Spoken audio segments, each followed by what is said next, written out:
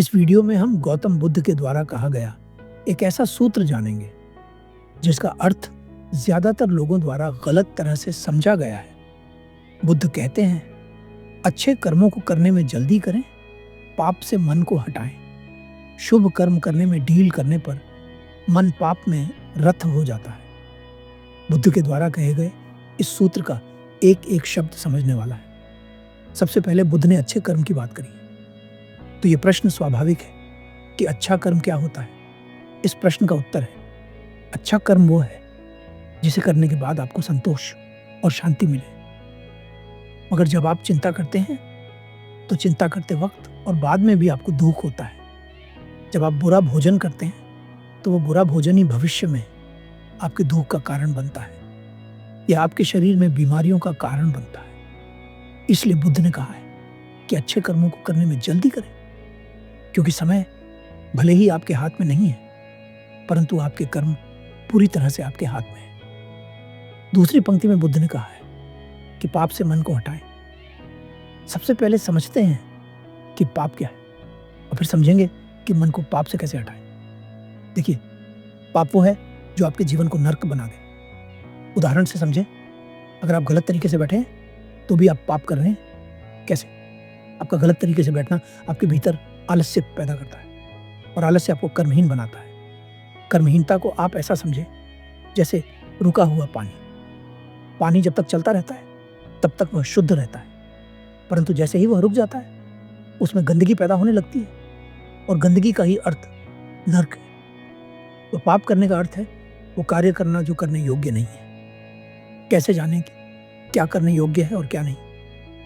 इस प्रश्न का आसान सा उत्तर है, जिस कार्य को करने के बाद पछताना पड़े वह कार्य करने योग्य नहीं है। फिर बुद्ध ने कहा है कि पाप से मन को हटाएं। इस प्रश्न का उत्तर बुद्ध के द्वारा कही गई अगली पंक्ति से समझिए। शुभ कर्म करने में ढील करने पर मन पाप में रत होने लगता है। जीवन बिल्कुल ऐसा है जैसे आप एक पहाड़ पर गाड़ी चढ़ा रहे हैं और इस गाड़ी की खास बात यह है कि इसमें कोई ब्रेक नहीं है। या तो आप इसे चलाएंगे या फिर ये खुद चलेगी। आप चलाएंगे तो ये ऊपर की ओर चलेगी, अगर ये खुद चलेगी तो उल्टी चलेगी, नीचे की ओर। अब यहाँ पर लोग क्या गलती करते हैं? वे जानते हैं कि गाड़ी खुद चल रही है और ऊपर चढ़ने की बजाय नीचे की तरफ जा रही है, परंतु वे चुपचाप बैठे हैं और सोच रहे हैं कि यह उनके भाग्य में लिखा है। जैसे जैसे वह गाड़ी नीचे की तरफ जा रही है उनका जीवन और नर्क बनता जा रहा है। वे दुखी हैं, परेशान हैं, पर एक्सीलरेटर पर पैर रखकर गाड़ी को ऊपर की तरफ नहीं चढ़ाना चाहते, क्योंकि उनके भीतर इतनी हिम्मत नहीं है कि वे ऐसा कर सकें। अब हो सकता है कि कुछ लोगों के मन में यह प्रश्न उठे कि मरना तो नीचे जाकर भी है और ऊपर जाकर भी, तो फर्क क्या पड़ता है कि गाड़ी कहाँ जा रही है? इस प्रश्न का उत्तर है, अगर गाड़ी खुद चल रही है तो वह गड्ढे में भी कूदेगी, इन पत्थरों पर भी चढ़ेगी। कहने का मतलब यह है कि दुख आपके जीवन में ज्यादा आएगा और कब आएगा आपको पता भी नहीं चलेगा, क्योंकि गाड़ी को इतनी समझ नहीं है कि सामने गड्ढा है या पत्थर है, मुझे साइड से जाना चाहिए, कुछ भी आ जाए। लेकिन अगर आप खुद गाड़ी चलाएंगे तो गड्ढे से भी बचेंगे और पत्थर से भी, मौत तक थोड़ा आराम से पहुंचेंगे। और अगर एक गहरी बात बताऊं मौत के बारे में तो यह समझे, दो तरह के लोग होते हैं, एक वो जो नहीं जानता कि कब मर जाएगा और दूसरा वो जो सत्य के मार्ग पर चलकर बुद्ध हो गया है और वह खुद तय करता है कि कितने दिन बाद वह महापरिनिर्वाण लेगा।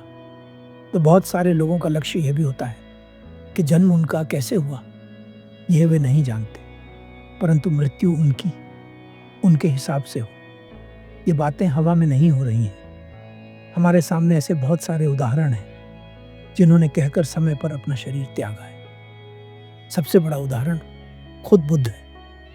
बुद्ध ने महापरिनिर्वाण लेने से 3 महीने पहले ही आनंद को यह बता दिया था कि वे 3 महीने बाद अपना शरीर त्याग देंगे। तो मन का स्वभाव ऐसा ही है कि या तो आप इसे खुद शुभ कामों में लगाएं, वरना यह खुद हर तरह के कामों में लग जाएगा।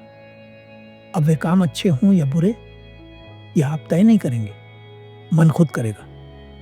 मुझे पूरा विश्वास है कि बुद्ध का यह सूत्र आपको अच्छे से समझ आ गया है और आपके जीवन के बदलने की शुरुआत हो चुकी है। धन्यवाद।